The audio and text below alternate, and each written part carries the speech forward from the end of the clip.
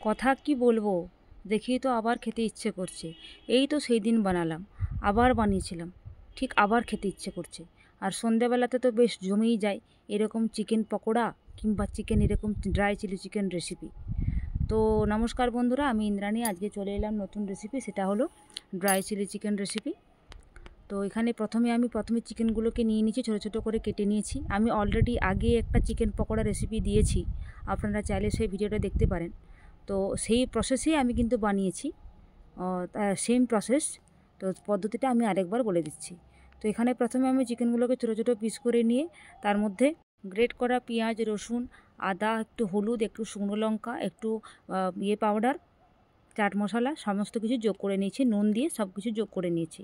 তো তারপর আমি সেইটাকে ম্যারিনেট করে রেখে দিয়েছিলাম, আর চিকেনের জলটাকে ভালো করে ঝরিয়ে রেখেছিলাম যাতে জল বেশি চিকেন থেকে না বেরোয়। আর হ্যাঁ, ডিম দিয়ে ম্যারিনেট করে রেখেছিলাম চিকেন পকোড়াগুলোকে নরম করার জন্য।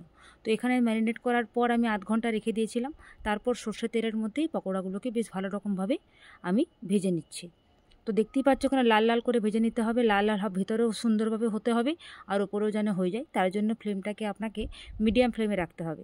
প্রথমে যখন হাই ফ্লেমে দেবেন, তারপর ঠিক মিডিয়াম ফ্লেমে এরকমভাবে ভেজে নিতে হবে। দেখতেই পাচ্ছ বেশ সুন্দর ক্রিস্পি লাগছে। এরপর আমি এই চিকেন পকোড়াগুলোকে একটু ছোটো ছোটো করে কেটে নিয়েছিলাম, কারণ আমার পকোড়া বানিয়েছিলাম, পকোড়ার পিসগুলো অনেকটাই বড় ছিল।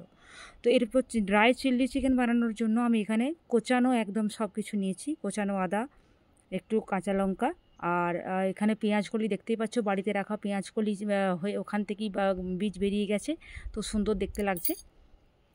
আর রসুন নিয়ে নিয়েছি, আর পেঁয়াজ এরকম ডুমো ডুমো করে কেটে ফেলেছি। আমার পেঁয়াজগুলো এমনি খুব ছোট ছিল।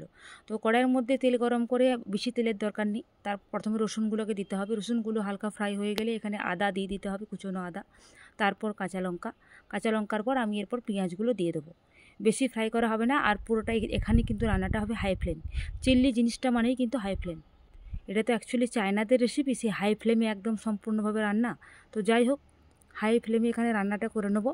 পেঁয়াজগুলো ভালো করে একদম উচ্চ তাপমাত্রায় এরকমভাবে ফ্রাই করব যেন গলে না যায়, একটা শ্যালো ফ্রাই হবে অথচ কাঁচা গন্ধটা চলে যাবে। তো এরপর আমি যে কুচো করে রাখা যে চিকেনগুলো কেটে রেখেছিলাম, সেই চিকেনগুলো আমি এর মধ্যে দিয়ে দেবো। তারপর ঝাঁকানাকা করে আমি আবার ভালোভাবে এখানে মিশিয়ে নিচ্ছি। আর হ্যাঁ, নুনটা দেখে শুনে দিয়ে দেবেন, যদি নুন লাগে তো নুন দেবেন। আমি একটু অল্প পরিমাণ নুন যোগ করেছি। আর সসের মধ্যে এখানে নিয়ে নিয়েছি টমেটো সস, তারপরে এখানে নিয়েছি একটু সামান্য সয়া সস।